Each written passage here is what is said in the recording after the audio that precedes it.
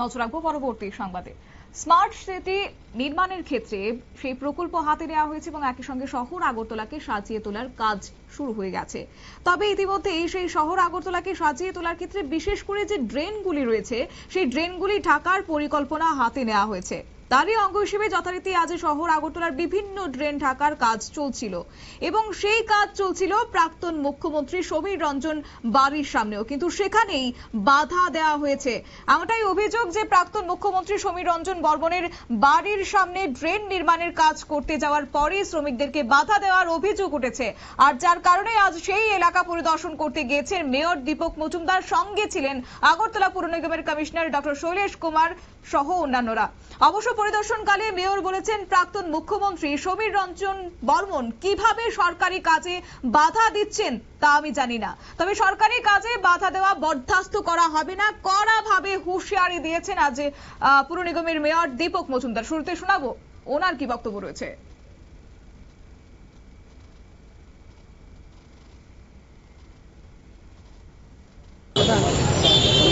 নিকাশি ব্যবস্থা অনেকটা উন্নত হয়েছে, আগে থেকে অনেক বেশি।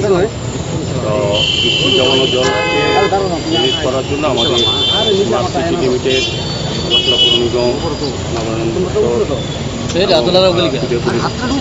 বিভিন্নভাবে বিভিন্ন জায়গায় আমরা সমস্ত ব্যবস্থা করছি।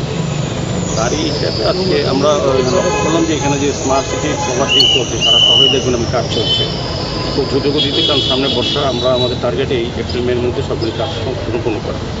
সেক্ষেত্রে কিছু কিছু জায়গা দেখি প্রভাবশালী ব্যক্তিরা বাধা দিচ্ছে তাদের নিজের স্বার্থে। বিশেষ করে আমার ভাবতে অবাক লাগে যে প্রাক্তন মুখ্যমন্ত্রী সমীর রঞ্জন বর্মন মহোদয় আমাদের যখন এখানে কাজ করছেন ইঞ্জিনিয়ার ওদেরকে বাধা দিচ্ছেন এর কষ্ট করে। তো আমি বুঝি না কোন আইনে উনি বাধা দিচ্ছেন।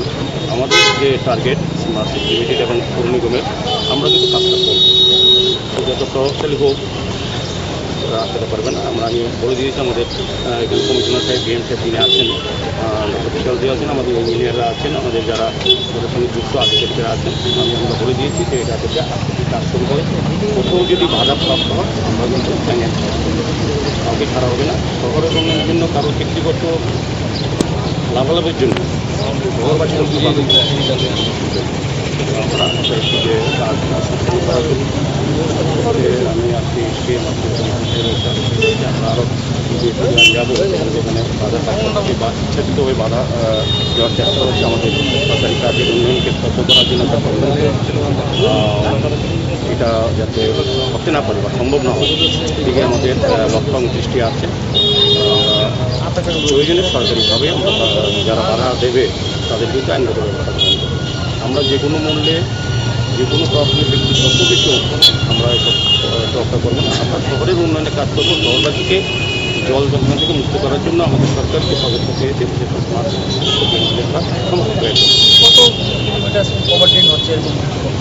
স্যার আমাদের স্মার্ট অনেক কিছু যেখানে এখানে আমরা করার সুযোগ আছে এখন কয়েক মাসের মধ্যে, কারণ বর্ষা পড়লে আবার কাজ করা যাবে না। আলটিমেটলি সারা শহরের বিভিন্ন ড্রেনগুলি প্রভাবিত করা হচ্ছে। বললাম তো বিভিন্ন দপ্তর, নবায়ন দপ্তর করছে, কোথাও প্রতি দপ্তর করছে, কোথাও বা আমরা পৌর নিগম করছি, কোথাও স্মার্ট সিটি। সার্বিকভাবে এই কাজটি স্মার্ট সিটি। আমাদের যিনি প্রধান দায়িত্বরত সিও আছেন, কমিশনার জেলা শাসক সেরকমভাবে আমরা বেরিয়েছি। আমাদের এজেন্সি আছে, আমরা কয়েকটি জায়গায় যাবো কোথাও বাধাপ্রাপ্ত হয়ে তাহলে করে আমরা ব্যবস্থা গ্রহণ করব। বৈদ্যুতিক খুঁটিগুলিকে রাস্তার উপর নিয়ে আসা হয়েছে, এটা কি টেম্পোরারি ড্রেনের কাজের জন্য? হ্যাঁ, টেম্পোরারি যে ড্রেনের কাজটা যাতে সম্পন্ন হয় সেদিকে আমি আগরতলা পুরবাসী সার্বিক সহযোগিতা চাই। মেয়রের বক্তব্য আপনারা শুনলেন, অর্থাৎ প্রাক্তন মুখ্যমন্ত্রীর বিরুদ্ধে ড্রেন নির্মাণের সরকারি কাজে বাধা দানের অভিযোগ উঠেছে এবং সেই বাধা দানের পর পুনরায় আজকে মেয়র পরিদর্শনে গিয়েছেন এবং তারপর বলেছেন পুনরায় যেন সেখানে কাজ শুরু হয়। যদি সেখানে বাধা দানের চেষ্টা করা হয় তাহলে ওনার বিরুদ্ধে আইনগত ব্যবস্থা নেওয়া হবে। এক কথায় পাল্টা হুঁশিয়ারি দিলেন আজ মেয়র। বিস্তারিত যাবো, আমাদের সঙ্গে যুক্ত হয়ে গেছে বার্তা সম্পাদক দেবব্রত চক্রবর্তী। দেবব্রত দা, কি বলবে? দেখো শতাব্দী, গোটা রাজ্য জুড়েই কিন্তু বর্তমানে বিভিন্ন উন্নয়নমূলক কাজ চলছে। এছাড়া গত বর্ষায় রাজ্যবাসী যে ভয়াবহ বন্যা সম্মুখীন হয়েছে, এই বন্যাজনিত কারণে কিন্তু ব্যাপক ক্ষয়ক্ষতি হয়েছে। বিশেষ করে কৃষকরা সর্বাধিক ক্ষতির সম্মুখীন হয়েছে এবং আমরা সবাই জানি এবং সবার জানা যে রাজধানী আগরতলা এই গত বর্ষায় যেভাবে প্লাবিত হয়েছে, বন্যা কবলিত হয়েছে, তাতে সাধারণ মানুষের দুর্ভোগের অন্ত ছিল না। এবং বর্তমানে রাজ্য সরকার স্মার্ট সিটির অর্থে আগরতলা পুর নিগম এই তোমার আগরতলাকে যেন বর্ষায় জলমগ্ন হাত থেকে রক্ষা করা যায়, এর জন্য বিশেষ উদ্যোগ গ্রহণ করেছে। এবং এই উদ্যোগের কারণেই গোটা রাজধানী আগরতলায় বিশেষ বিশেষ এলাকায় যেখানে জলমগ্ন হওয়ার সম্ভাবনা থাকে, সেই রাস্তার পাশে বক্স কালভার্ট তড়িঘড়ি বক্স কালভার্ট নির্মাণের চেষ্টা চলছে। এর মধ্যে বিভিন্ন এলাকা থেকে কিন্তু বাধা দানও আসছে। এই ঠিক এমনই বাধা দান এসছে রাজ্যের প্রাক্তন মুখ্যমন্ত্রী সমীর রঞ্জন বর্মনের বাড়ি থেকে। এবং এই বাধা দানের ফলে কিন্তু এই ক্ষেত্রে কাজ বন্ধ হয়ে যায়। এবং যেহেতু সামনেই বর্ষা, যেহেতু আগরতলা পুর নিগম চাইছে বর্ষার আগেই এই বক্স কালভার্ট নির্মাণ করার কাজ শেষ করতে, এবং এই ক্ষেত্রে সমীর রঞ্জন বর্মনের বাধা দানের ফলে কিন্তু এই কাজটা বন্ধ হয়ে যায়। সেই খবর পেয়ে আজকে সকালবেলা তড়িঘড়ি তোমার আগরতলা পুর নিগমের বিভিন্ন কর্তা ব্যক্তিদের সঙ্গে নিয়ে ঘটনাস্থলে গেলেন মেয়র দীপক মজুমদার। তিনি কিন্তু কড়া হুঁশিয়ারি দিলেন যে না, কোনো অবস্থাতেই এই কাজ কেউ বন্ধ করতে পারবে না। এবং যদি কেউ সরাসরি, তিনি প্রাক্তন মুখ্যমন্ত্রী সমীর রঞ্জন বর্মনের নাম উল্লেখ করে বলেছেন, যদি কেউ যে কোনো প্রভাবশালী যদি এই কাজের ক্ষেত্রে বাধা দিতে আসেন, তবে প্রয়োজনে আইনানুগ ব্যবস্থা গ্রহণ করা হবে। সুতরাং এই বক্স কালভার্ট নির্মাণের ক্ষেত্রে আগরতলা পুর নিগম কিন্তু দৃঢ় প্রতিজ্ঞ। এটা কিন্তু একটা কড়া হুঁশিয়ারি দিয়ে গেলেন মেয়র। সুতরাং এখন একটা চ্যালেঞ্জ হয়ে দাঁড়িয়েছে প্রাক্তন মুখ্যমন্ত্রী সমীর বর্মনের কাছে।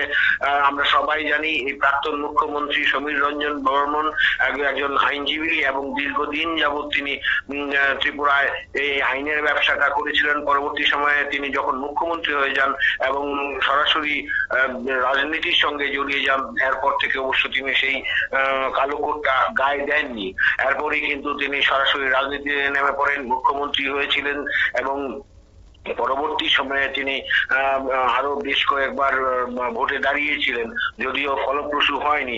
শেষ পর্যন্ত এখন তিনি জড়িয়ে গেলেন সরকারি উন্নয়নের কাজে বাধা দানের অভিযোগে জড়িয়ে গেলেন। এবং এই জড়ানোটা কিন্তু তার ক্ষেত্রে যথেষ্ট নেতিবাচক হলো বলে বিশেষজ্ঞরা মনে করেছেন। তিনি একজন রাজ্যের মুখ্যমন্ত্রী ছিলেন, এই অবস্থায় তিনি এই ধরনের উন্নয়নমূলক কাজে, জনহিতকর কাজে কিভাবে বাধা দেন তা নিয়ে কিন্তু একটা প্রশ্ন চিহ্ন তৈরি হয়েছে।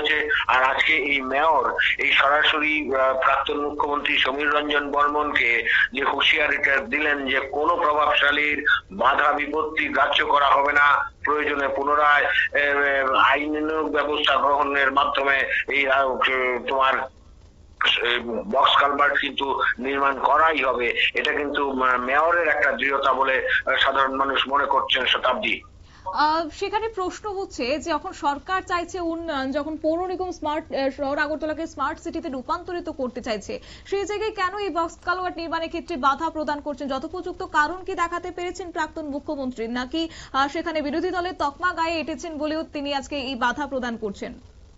দেখো, এই ক্ষেত্রে বিভিন্ন জনের বিভিন্ন মত। কেউ বলছেন যে ওনার যে বাড়ির সামনায় জায়গাটায় অসৌন্দর্য হয়ে যাবে, এই কারণে তিনি বাধা দিয়েছেন।